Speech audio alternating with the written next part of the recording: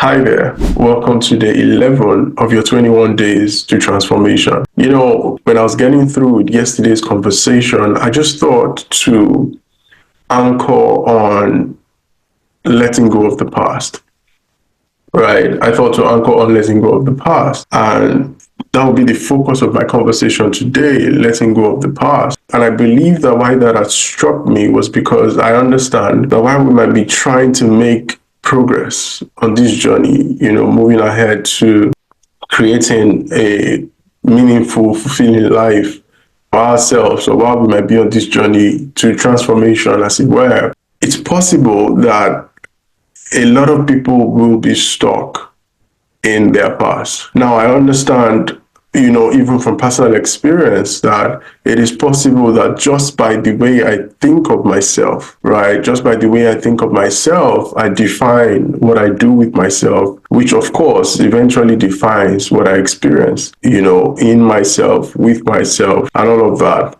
And I remember that it was possible for me to have held on to the thought that I should have, I should have started my practice as a coach a long time ago. I remember that it was possible for me to have held on to that thought. It was possible for me to have held on to the thought that I had, spent many years not doing what I was supposed to do. And, was I sure that I was able to still do it or focus on it? Or did I think that I still had the time, to be able to commit to that? I remember that it was possible to hold on to thoughts that could have held me back from committing, right, to the process of growth, or committing to being able to do what I do right now.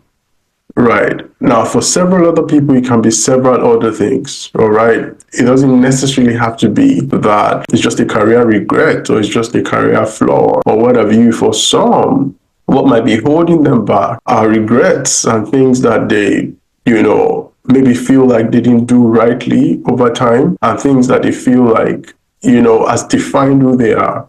Right. And it'll be interesting to know that not everybody that really wants to change feels like they can. Right. Not everybody that really wants to change feels like they can. I know that in the world of counseling, it is considered that a person actually changes when they want to. A person actually changes when they want to, meaning it is very possible for something to be obvious to the world about a person and the idea that they need change in their life for whatever reason, but they are the only ones that don't know. Now, it's the idea that just by the things that are not the best in a person being in their blind spot, it is possible that others see it, but they don't.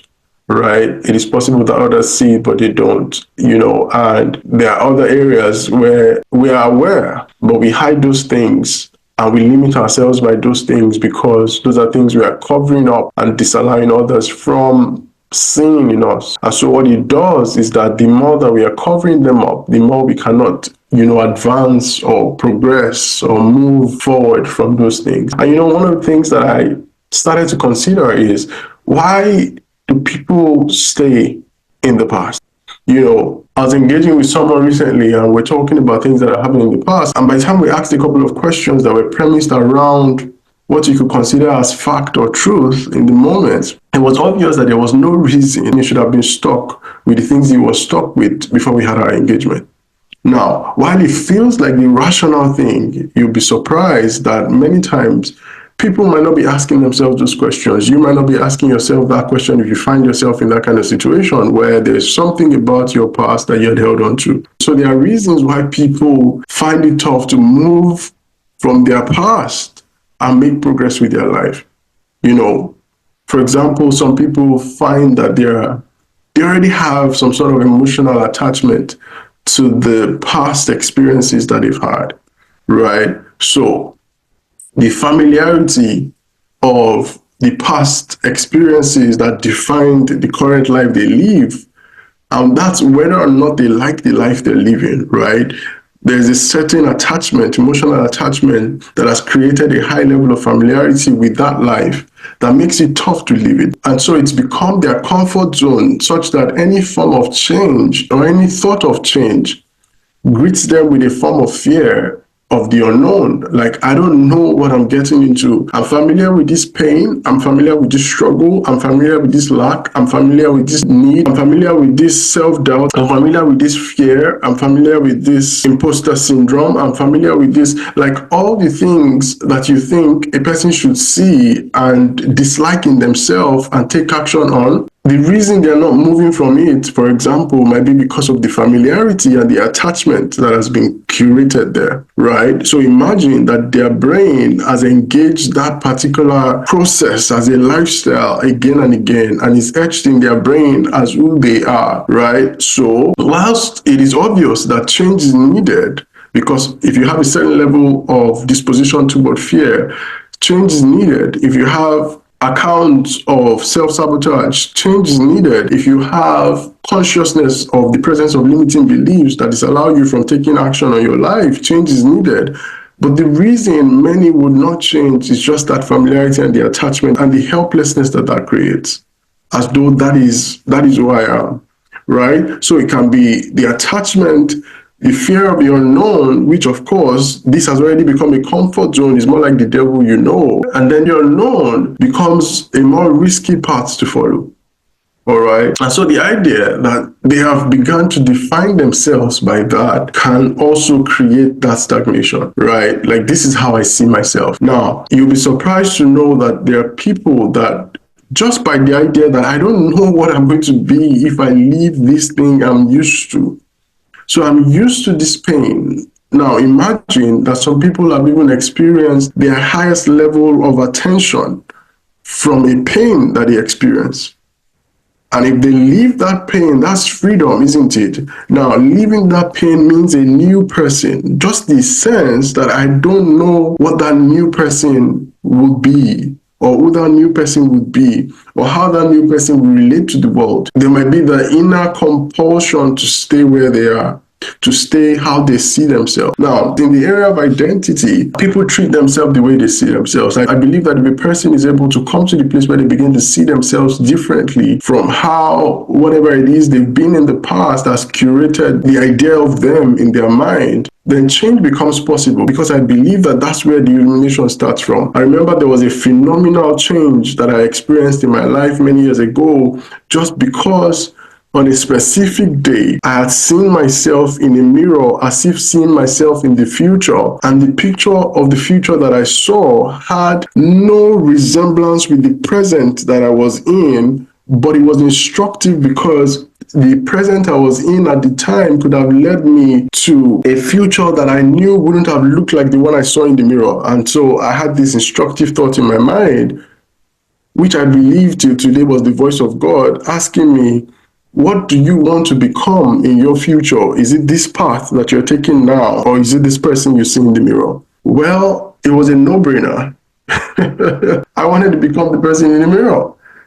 But what that meant instantly was that I needed to shift my ways. I needed to change the ways I was acting. I needed to change things I was doing, because if I followed the path I was following at the moment, it would have led me nowhere close to the person I saw in the mirror, right? And so I believe strongly that there are people that just by the way they see themselves find it harder to act. And so there's the need for them to come to see themselves differently from how they currently see themselves. Now, there are some that just a high level of regret and shame and guilt has held them in self-blaming and helplessness, and just the assumption that I can never see myself past these things I have done. Nobody can ever see me past these things I have done. And I know that it is tough many times, especially if the kind of things that the person has done with themselves over time are things that they are not proud of because of the conscious awareness that they have.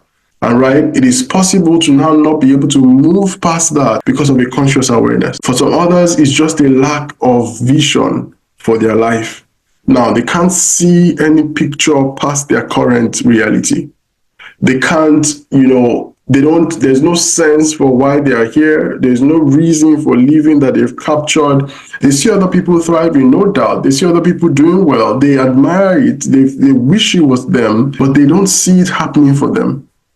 So just that limitation in thought that they don't see it happening for them disallows them from being able to capture a vision for progress in their own life. And so change is impossible. It is important to know that the past can remain and of course will remain your history, but the past doesn't have to define your destiny, right? The past will remain your history. You don't have a say about that, but it doesn't have to define your destiny. Now, where you're going does not have to say the same thing as where you're coming from. In the grand scheme of life, you should be able to define the future depending on the decisions you make today. And so being held back by the past begins to seem like a personal choice once a person comes face to face with knowledge that tells them that they can free themselves from that.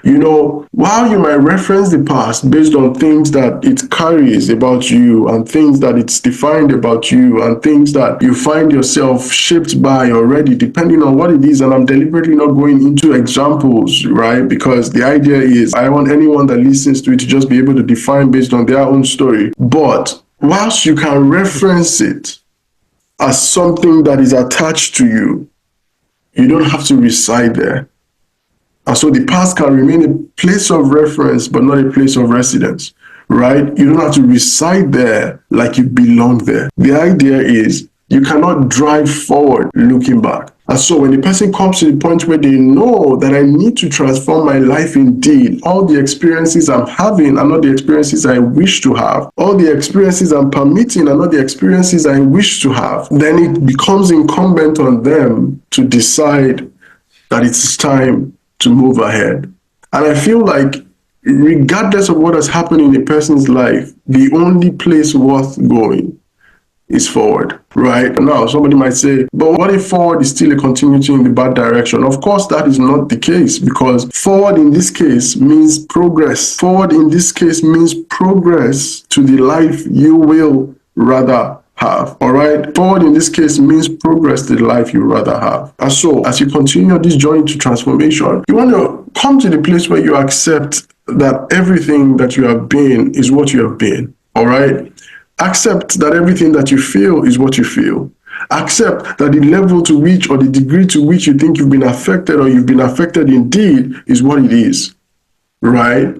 And then come to the place where you begin to reframe what that is doing to you mentally. So I've engaged with people that would reference the reason they are living in fear, or reference the reason they have multiple limiting beliefs, or reference the reason they struggle in their marriage, or struggle with their work, or struggle in their life. I remember personally knowing it was hard for me to make new friendships because I considered myself an introvert. And I knew that that was my highest disposition. It felt like an excuse to be quiet when you get into a new room. It felt like an excuse to be laid back. It felt like an excuse to hide. But I knew when I got on my own transformation journey that there are many experiences in life that your personality will define. And so when I realized that your personality at different levels defines your personal reality, I knew that every personal reality I do not want to experience, I cannot allow a personality take me there. And so for every time I needed to be something else, I figured what exactly I needed to be and acted that path, right? You want to come there when you start to reframe the way that the things you've experienced, the things you've been, the places you've been at, the things you think have defined you, you want to start to reframe how they feel for you. You want to start to reframe how you think of it and how you think of yourself. All right. You want to anchor on truth, not emotions. You want to anchor on truth, not emotions, right? Just because I feel a certain way doesn't make it true. Just because I feel a certain way doesn't make it true. And so, to whatever is true, whatever is honest, whatever is of good report, those are the things you should think on, not the things you feel, right? Your feelings are great because they direct the course of your life in many regards, rightly too, but whatever is true is what you should think on. Whatever is true is what should direct the course of your life. Whatever is of good report is what should direct the course of your life. And so you want to practice forgiveness for yourself, especially for those that are currently dealing with regret and shame. and dealing with past experiences that they feel that they could have done better in, things that they hold themselves hostage to because they feel, I should never have done that. I should have known better. I should never have done that with myself. I should never have used my body like that. I should never have dealt with anybody like that. I should never have, whatever it is, let yourself go. Forgive yourself. Have compassion on yourself. As a matter of fact, the moment you have done that, that's your first level of freedom. The fact that it really doesn't matter where anybody else holds you, as far as you freed yourself, then you've defined your progress. Now, that doesn't mean that if there are cases where you need to make restitution with people, go back to people and make amends, please do so by all means. But the first way out is you free yourself. Now, you want to come to the place where you then seek a vision. You then seek a vision for your life. What next from here? Now, what else is possible? What else is possible? I forgot to mention in the past, when I was mentioning the reasons people don't let go, I forgot to mention that habits are one of the reasons too. So by design, by the design of the human condition, the moment a person does something a couple of times, it starts to become wired in the brain in such a way that it soon becomes a habit, right? So what happens is that if a person has practiced regret perpetually, it becomes a habit. If a person has practiced feeling shame, perpetually it becomes a habit. If a person has practiced complaint, perpetually it becomes a habit. So you find yourself habitually doing some things that then make it hard to change because it's now a habit, right? Now, what you want to do in the creation of a new vision is understand that there are habits that would potentially hold you back from being able to channel yourself toward a new vision because there's a lifestyle you're used to. So you want to pay attention to that. And when you decide or find out or discover a new vision for where you want to head, you want to design goals that can take you there. You want to design actions that can take you there, but you want to design actions understanding that there are existing habits that can stand in your way. Maybe it's the way you talk. Maybe it's the way you limit yourself. Maybe it's the things you do in the face of actions. Maybe it's the way you think of yourself. Maybe it's whatever the habit is. You want to design your actions in such a way that it takes into cognizance the presence of limiting habits. And you want to design your actions with the commitment to instilling new habits that will take you toward the goal. And so one of the questions you want to ask is, if this is the goal that I want to achieve, and that is the vision that this is taking me to, who is the kind of person that achieves that? What are the kinds of things they do? And to what degree do I do those things? And what do I need to stop right now? What do I need to start? The moment you have clear answers on those things, begin what you must begin, eradicate what you must eradicate. Now, find a way to make it easy for yourself to do. All right? If you need to get support, get accountability. But whatever you do, allow yourself access to help to get on that journey. Now, he that walks with the wise will be wise, but the one who keeps company with fools will be destroyed. Right? He that walks with the wise will be wise, but the one who keeps company with fools will be destroyed. And so you want to deliberately attach yourself to people that look like what you currently envision. Right? You want to deliberately attach yourself to people that look like what you currently envision. He that walks with the wise will be wise. He that walks with the wise will be wise. And finally, one of the things I would say is, as you're getting on the journey, celebrate the journey. Celebrate the journey to freedom. Celebrate the idea that you're transforming your life. Celebrate the idea that you're no longer where you used to be. Celebrate the idea that you're no longer going to be resident in that past. Celebrate the idea that you're no longer going to be resident in that past. Celebrate the idea that you're moving forward. Celebrate the idea that all things are now working together for your good. All right?